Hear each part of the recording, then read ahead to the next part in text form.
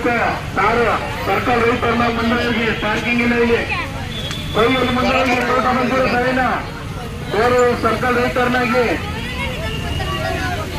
photo click ಆಗುತ್ತೆ ನೋಡಿ 1000 ರೂಪಾಯಿ ಸೇಮ್ ಬರುತ್ತೆ ನೋ ಪಾರ್ಕಿಂಗ್